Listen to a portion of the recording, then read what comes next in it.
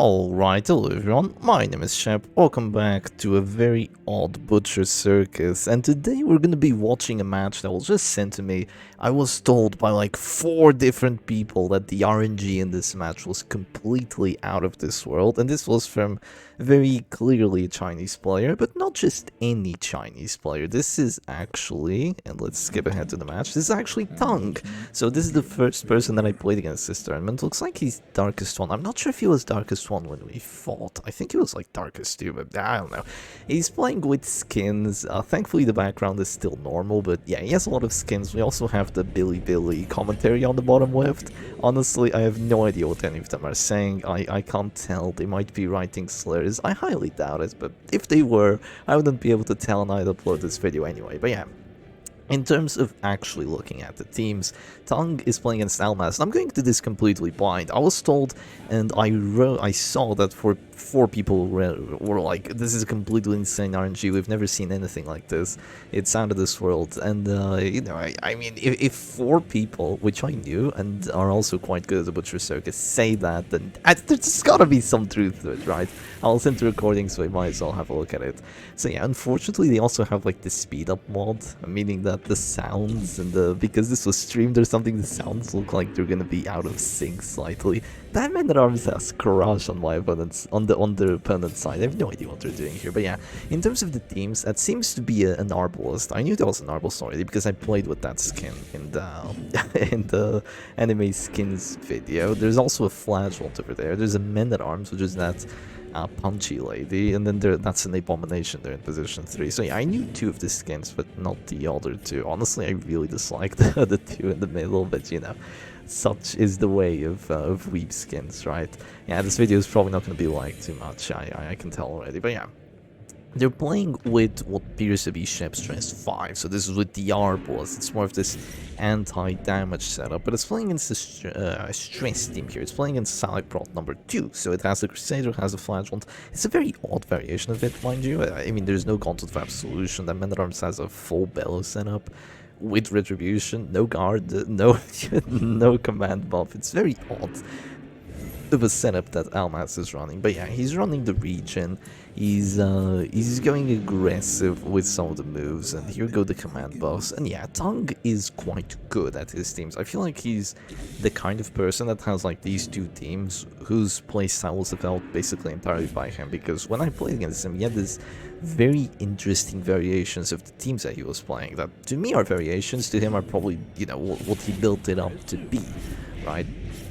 So yeah, he had built the teams up to be this way, and thankfully for me it didn't work out too well for him, but it has worked out well in some situations because he's already won 2 matches in the losers bracket before getting to this, or rather 2 best of 3s in the losers bracket. So let's see how this one actually goes. I'm not too sure if this is the best of 3 either. Maybe the people in the bottom left are enlightening us on it, but you know, I don't see any numbers or anything that could possibly translate it to. So yeah, thankfully Butcher Circus is kind of universal, even though in almost everything here is in Mandarin Chinese. I can still tell by the numbers, you know, the numbers, Mason, what do they mean? But yeah, it's gonna be an Abomination, probably going aggressive here. It looks like Tongue is playing this less as a stress team and more as a damage and kind of like trying to do DOT as well, which I think is a bit odd, but at the same time also makes sense because I know he doesn't have to deal with Concept of Absolution, so honestly I don't really know why he's taking so long and being so passive with this Abomination. I guess it's kind of the play style of this team, especially considering that he has the Arbalist with the Sniper Shot and the Exotic Snuff and the Piercing Coral and all that, so it does somewhat make sense that he would be a bit more controlled, trying to go for the stuns, try to go for, you know, playing the HP game, not playing the stress game. And in a situation like this, it seems to be what he's going for. And yeah, he's dropping to this door here with the men or with the Flagellant because of that repulsor. That is a bit greedy. A deathfall can happen here. Thankfully for him, Almaz doesn't have any deathfall. Oh yes, he does. He has finisher on that Flagellant. That's a 45 to get the kill, and he gets it. He actually gets it. That is a huge oversight. That is a huge oversight because this seemed to be going very well, especially considering that Flash also had Content of Absolution, 5 of his heals, as well as an Arballs to support him, as well as a Men-at-Arms with Rance the Cure-All to guard him. And I mean, there's a question mark in the bottom left, because that should not have happened.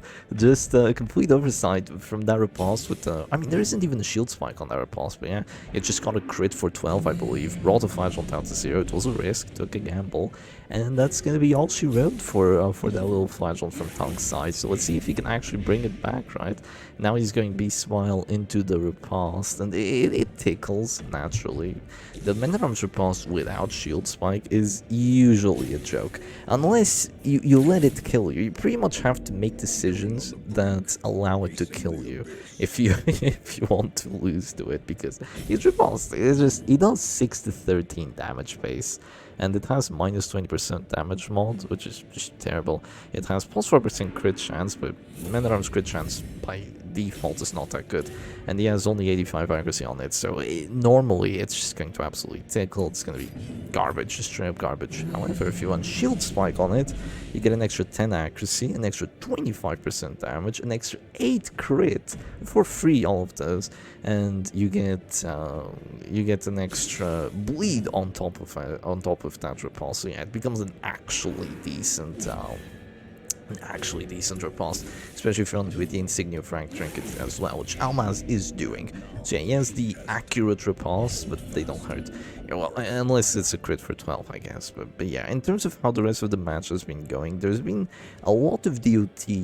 A lot of DOT was applied by the Flagell that is now a white square. So all that DOT being applied means that Almaz is basically trying to scrape his team. He's trying to keep his health bars up, or rather out of the 0 mark here, essentially, while Tongue is trying to basically ride off the pressure that the Flagell dying gave him, because he did get a very nice Reign of Sorrows before he went off, and he was winning before he went off as well. But yeah, now he's gonna have to deal with the Reign of Sorrows, he's gonna have to deal with all that nonsense. But this is a very tanky team that he's playing. He has the Arbalist, she has Snuff, which here is not useful, but she can cure the bleeds. The Men-at-Arms has the Rance cure all Numbing Instance Bolster, so it's gonna take a while for Almaz to actually break through. Even with the Crimson Hook on that Flagell, he's gonna need to get hits, he's gonna need to get crits. And that's really kind of all he's got. He's got stuns with the Men-at-Arms, or with the Crusader, but I mean, I think there's only one stun trinket on it, and there's Numbing Instance, so very unlikely that the stuns go through. Even if they do, there's protection, and if he goes zealous, then there's a lot of anti-stress, so it's gonna take ages for the Men-at-Arms to actually go down. And the enemy Men-at-Arms pretty much does nothing. I guess he can bellow, but yeah, in a setup like this, it's gonna take way too long considering the amount of damage that has been dealt. And Antiquarian is kind of at this door, and there's a repulse stop, so it's not really an ideal spot to be in. There's going to be a Beast Smile going forth, and that is a 25% death blow onto that Crusader as well, so just immediate death blows onto both sides. So it's back to being a 3v3, basically because Almaz's team was just in such a dire spot, really. And it also feels like Tongue is protecting his Abomination from using the riposte onto the Flagellant. Of course, the Flagellant is also regenning, which means that he's never going to get to use his Redeems, he's never going to get to use his Exsanguinates, save from like later down the match, which also means that it's basically fine for Tongue here, because even though that Flagellant is alive and his clearly isn't, Almaz can't really capitalize on it too much, because his Flagellant's kind of being useless here. Like, he drops a Reign of Sorrows on the Men-at-Arms, and, you know, it does nothing. It does, like, 1 damage, 6 stress, basically. 1 damage, 6 stress. And he drops the Reign of Sorrows on the Arballs, doesn't get to bleed every time, gets a bit of stress through, but it's still just kind of a little in terms of the setup. And this is kind of just something that happens with Sonic Prot number 2, is that the team feels kind of slow, and feels like it kind of can't break through stuff, mostly because the Antiquarian is not that good on the offense. She does have the Materia Passes, and the Materia Passes can be very good on the offense, but it really depends on what you're playing against, and it does 0 stress, basically. It does just 8 stress, and when you count in balls, or when you count in stress resistance trinkets, yeah, it's not a stress move basically. So it feels like it takes a while to break through stuff, and this is definitely something that Almaz is experiencing here as his team just crumbles basically. Or rather, the rest of his team, yeah, but the Man at Arms is not having a fun time. This is soon probably going to turn into a 3v2, and I'm still wondering where the crazy RNG is, because, I mean, I guess the Man at Arms has survived a few death blows here, sure. But, you know, I haven't seen that much crazy RNG yet. I guess there was an immediate death blow into an immediate death blow.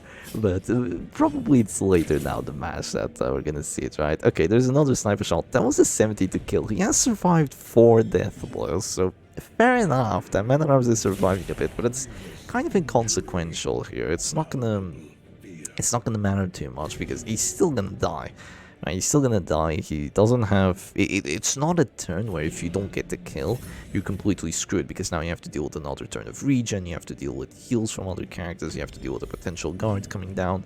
It's just a turn where if you don't get the kill, you have to go for it again, which kind of sucks. But you also... And you also have to let the enemy Man at Arms get another of their turns, most likely, but it kind of just goes on and you still get the kill eventually, so it could be worse, right? It could be a lot worse. He's gonna go for the 85 here. I knew it was gonna happen. Like, you're Bellow debuffed, you go for Beast Wild, there's protection on there. I'm not sure how many Bellow debuffs on there, but I think there were like 3. So yeah, I already knew it was gonna be not a kill, but the Almaz doesn't even capitalize on it. He goes for the regen. Oh my god, he's gonna lose the... I guess the bell was enough, but yeah, he doesn't even use his Man at Arms final turn. I thought Tongue was throwing it by not even going for the kill, but no, the bell was enough stress, thankfully. I guess the Beast Final did help with the stress after all, so it got just a bit closer. So yeah, it is now... It turned from a 3v4, a very unfortunate 3v4, to a 3v2, but that Antiquarian, even though she was at death's door not too long ago, she's now full HP. She's close to being afflicted, but she's full HP. And why are you guarding her? I don't understand, because there's no reach towards her, you know. I guess that's giving protection and dodge to the to the flagell, but there's no point. Like, he wants to use his exsanguinates, he wants to use his redeems, and the Arbos isn't about to go sniper shot on that grave, on that Antiquarian. There isn't a Manacles coming down yet, unless the corpse goes away, in which case maybe, but then again, Almaz would get to act first, so I really don't understand the protect me strategy here, but, you know, I'm kind of nitpicking, obviously. But yeah, the Arbos is quite unfortunately moves back, so using, moves forward, so using the Men at Arms turn a bit prematurely maybe, because now she might just be gone here, but yeah, then again there would still be a guard, so there would still be a Festering Vapors to go for the kill, but at least Festering Vapors doesn't have the finisher. So here comes the Rain of Stars. Is there a death blow? No, there isn't. Yarvel stays alive. She survives the 50-50. And I can bet already that it is going to be absolutely horrible for Almaz, because not getting that 50-50 there means that Yarvel heals herself, then you have to hit her a few more times and she heals herself again, and she's just gonna stay alive, and it's gonna eat up so much time from Almaz, instead of the very next turn going for like a punish on the Man at Arms and start battering down that Transsecural resistance. He's basically just gonna have to deal with this Arbos kind of being alive, and I guess he can kind of mitigate her aliveness, if you want to put it that way, by just spamming the Festering Vapors and praying that will be enough, but it looks like he's gonna decide against it. No, he goes punish on the Man at Arms. Yeah, he does end up trying to go for the Man at Arms here, but obviously with the Arbos still being alive, she can also support the other characters by removing their bleeds. Tongue doesn't go for it, which, I mean, fair enough. I guess he wants to be more aggressive with the Arbos at this point. But he kind of needs to look at his win condition, because these characters are very difficult to take down here. It's very lucky that this Arbos survived, but he needs to kill. He needs to kill stuff, and I'm not sure where I'm seeing him kill stuff. I guess he can keep spamming the Beast Smile, right? That's been the strategy for the for the past 11 rounds. Beast Smile whenever you can, and take it from there. Wow, this stupid Arbos moves forward again. That is really unfortunate. That is really unfortunate that she moves forward twice, but yeah, he keeps spamming that Beast Smile. He's gonna slowly apply pressure to the Antiquarian, and probably make it so the Flagell doesn't get his redeems. I think that is the plan. I think that is Tongue's plan. Now, Almaz, or rather, yeah, Almaz, what he should do is have kept the protect maze for when the antiquarian gets really low and actually needs to be protected, so then the flatulent can protect her, right? There's also going to be take covers, but there will be flares to potentially deal with it, as well as transform rakes or beast piles, but beast pile at this point is probably too late, because the corpse is going to be gone anyway. So yeah, it is a difficult spot to be in. 190 stress on Jarls. It's difficult for both. He's going to take cover now. I think it's too early. He's not using the stun resistance. You can still be hit by a beast smile here for free. I think it's too early. I think it's too early. What? Why? Why does he stun the corpse? Why did he manacles the corpse? He could have just beast piled. The corpse was dying to the blight anyway, and you would have gotten the affliction and the blight and the damage and potentially a crit buff and the repast on the... Oh wait, maybe he doesn't... I don't get it. Maybe he doesn't want to have the repast, so the flatulent can't get on HP off of it? But in that case, why don't you just self-heal and not get close to this door, or do something like that, or maybe drop a stun on the flatulent? You know, one stun isn't gonna let him get his heals off. I don't get it. I really genuinely do not get it, but you know, yeah, once again, I'm once more nitpicking. Let the players do their thing. They're the ones playing the match, not you, Shepard, are you?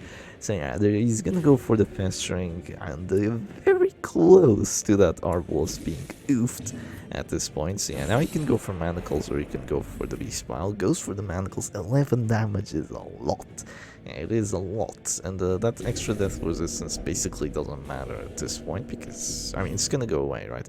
Oh, that is big. That is absolutely huge. So the men-at-arms jumping to this door causes extra stress onto the characters on the team. It's a 33% chance that it causes 2 or 3 stress, and it caused the stress, and that means that the Arbalest is now going to survive, because instead of the DOT dropping her to this door, that's the only way she would have dropped to this door, by the way, there were no other afflictions to cause stress. So yeah, the only way that she could have survived there was from the men-at-arms doing stress on that act out, because she was taking enough DOT to go down to 0, immediately heart attack, immediately die.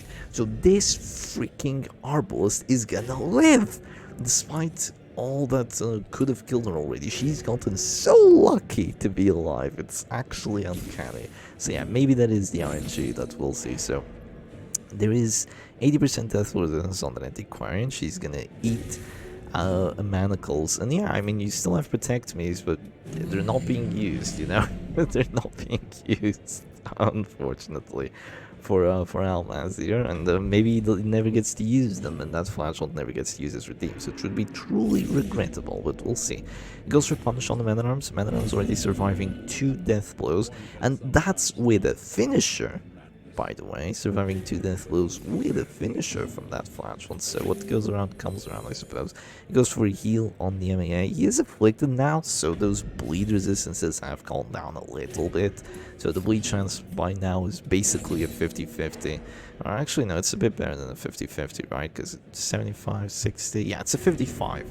55 to get the bleed at this point. Not too shabby against that man-at-arms, but he has to punish for like at least 2 and get the bleed to get him down to 0 immediately, and then the Arbalest just heals again. So it's really not too good, and the antiquarian keeps getting annoyed, basically. Yeah, antiquarian keeps getting annoyed, so this isn't looking too good. He goes for the punish onto the abomination this time, hopefully to get him afflicted, hopefully to get some actals happen, hopefully to make him, you know, be dumb for a second, or do something at the likes of her at this point. But yeah, the antiquarian is going to pass once more, and this might be her final turn, because the manacles here is a 70 to get the kill, but it does not happen. It does not happen. The 70 does not go through. She has survived 4 death blows as well. The men-at-arms on the act out causes stress. That's almost an afflicted abomination. I can see the RNG coming in now. I can see the RNG coming in. This is looking quite crazy indeed. The people are actually right, and this isn't even the end. Yeah, the people were actually right. Like, these characters have survived far longer than they should have. Really, like, all of them. Legit all of them, apart from the abomination and the flagellant on the left and right side respectively. But yeah, the affliction comes through. The abomination lady has gone bat crazy or something, and The arbalist moves forward again. I don't even know what affliction she has. Goes for the Fearful, gets the death on there. So unfortunate, because now there's never gonna be a redeem, but yeah, quite unfortunate, but such is the way of the Butcher's Circus, right? I don't know what affliction she has to move forward, because she has plus dodge, but I suppose it could be the bolster. So maybe it's a masochistic. No, it can't be masochistic, because then she would still have 0 dodge. What moves forward? Like a selfish? Is it a selfish? I don't know. I don't know what it could be. Maybe something that's -5, so like an irrational. Maybe it's an irrational. She has marked herself, so yeah, maybe an irrational. We'll see. Goes for punish here. A crit at this point would just kill the Arballs, by the way. A crit or an act out. Or the Arballs moving forward again or something like that. But none of that happens. The Arballs just heals herself again, so she's alive still.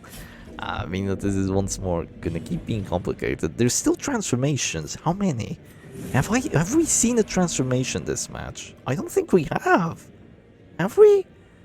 I don't think we've seen a single transformation. There's Wretch's Cloak. Why have there been no transformations? Maybe there's been one. Maybe there's been one and I missed it. I don't know. I genuinely don't know. But yeah, this Man-at-Arms is not useless. Definitely not useless. The Bellow can do stress, but he's more useful in the terms that he's gonna guard someone and keep them alive. Through guarding all, he's very difficult to kill, right? That's the idea of this ransik your own numbkins and Man-at-Arms at the end of the match against the Flatulence. So the Bell is not the way towards the win, it is through the survival and keeping the other people alive. Now, unfortunately, that Man-at-Arms is not having a very good time. The Abomination is fine, he can transform Slam. It looks like he does have 4 transformations. Looks like he was hovering the transform Slam, but the game ended up stunning for him. Because if he transformed Slam there, the Argos would have been in the position to heal and save the Man-at-Arms. But I guess with the stun, which was a bit chancy, but with the stun, he just gets to make that Flagellant not have his turn up for the next round. So yeah, the Man-at-Arms ends up dropping to 0 here, but it's inconsequential because there's no kill to be achieved unless the Arballs moves forward again. And then the Man-at-Arms won't be having too much fun. So the guard does not come down. The Arbal says no, that has to be an irrational. Yeah, it just has to be an irrational at this point. So what does he want to do? Little water break. I'm not too used to commentating matches. Feels like this is preparation for the for streaming the actual tournament itself. Yeah, except there's no chat. Well, there is chat, but I can't read it. I don't know management. Oh, there's a 2 there. I see a 2. What could that mean? What could that mean? I have no idea.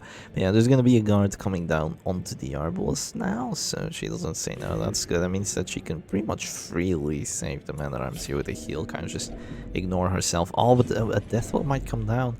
Do not go Manacles on that. It's a 10%. There's no way you go Manacles on that. You have to be crazy. Yeah, it transforms. The transform the Abomination is just like purplish. Gets a crit rage. That's disgusting, though. That's disgusting that you get a crit rage on there. Is there gonna be a 10% death blow? Is that the thing? I don't know, but there's 3 people at this sword. The Arbalist passes. And Exsanguinate coming down now will be huge. Probably Exsanguinate, probably Deathblow. Do you go on the Man-at-Arms or do you go on the Arbalist?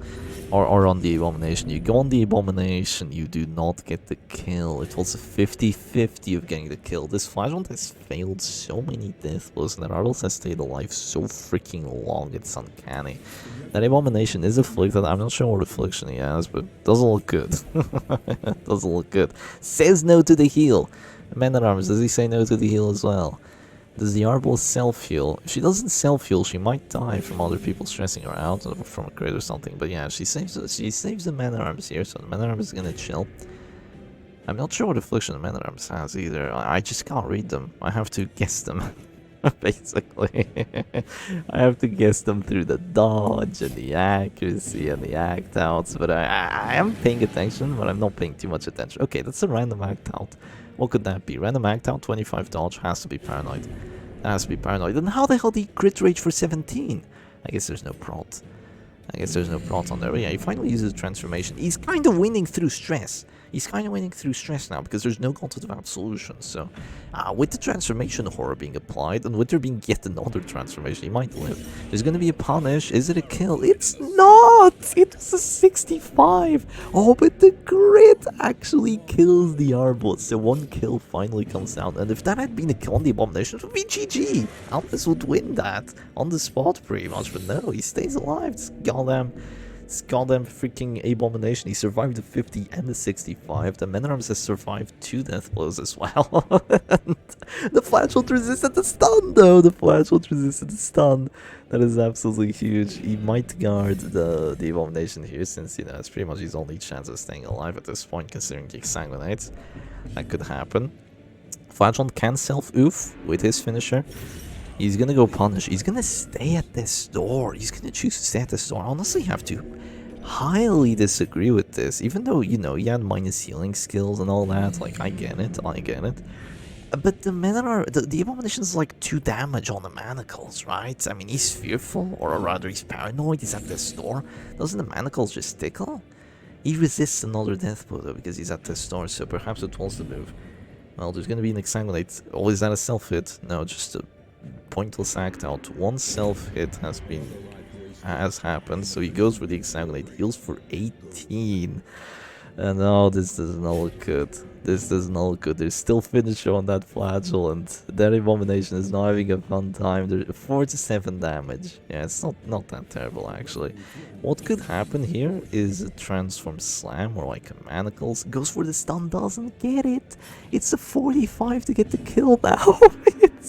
Is there an act out? Oh, act out punish on the corpse. Oh no. 45 to get the kill on the Abomination. It doesn't happen. He's gonna go for the manacles now. It's round 25. It's round 25. My god, the stress though, it's adding up so much. It's at 172. This could still be a stress win if there's a transform rage crit or something, because there's still another transformation, right? He's had transformations for like eons. He goes for the stun, he does not get it. There's 125% stun resistance. You cannot get it. Why did he go for it instead of transforming for the horror? I don't know. I guess if he transforms, he stresses himself out. There's an exsanguinate. He doesn't get the kill. It was a 45. If there's a transform rage now, it does enough stress, doesn't it? Transform rage, there's 4 stress, there's +8. No, it's 12. It's not enough. Even with a transform rage, he stays alive unless it's a crit. No, there's no crit. No, it's 3 stress. What? Yeah, it's 3 stress. What? Because a bolster? A 3 stress, and the horror, it's a bit. Oh my god, he has to get the kill now. He has to get the 60. Does he get it? He doesn't. Does the Abomination take enough stress? 185, 199, 190 fucking 9. Oh my god, he transforms, kills manacles, doesn't get the kill, but the horror is gonna win the freaking match. It's gonna win the match on the horror. Oh my god. I was not disappointed, man. Holy moly. Wow. Okay, there's still 5 minutes after that. Yeah, I don't know. Man, holy, what a freaking match. So many death blows resisted. So many freaking death blows resisted. That Flashhold finally freaking goes down. And it was the distress after all. That's insane. That's Bize over there. Nice to see him. Wow. What a match. What a freaking match. And yeah, Tongue just ends up taking it. Yeah, he does. With 1 stress left on the stress bar from the Abomination. Absolutely insane, man. And he took 14 stress, right? So the bolster saved him. He would have taken 16 otherwise. So yeah, he ends up just standing out. He's probably gonna look at this team for like 5 minutes. And yeah, that's gonna be all she wrote. And I think that means Tongue moves forward and beats Almaz as well. So yeah, anyway. Hope you all enjoyed today's video, and I'll see you again another time. Cheers!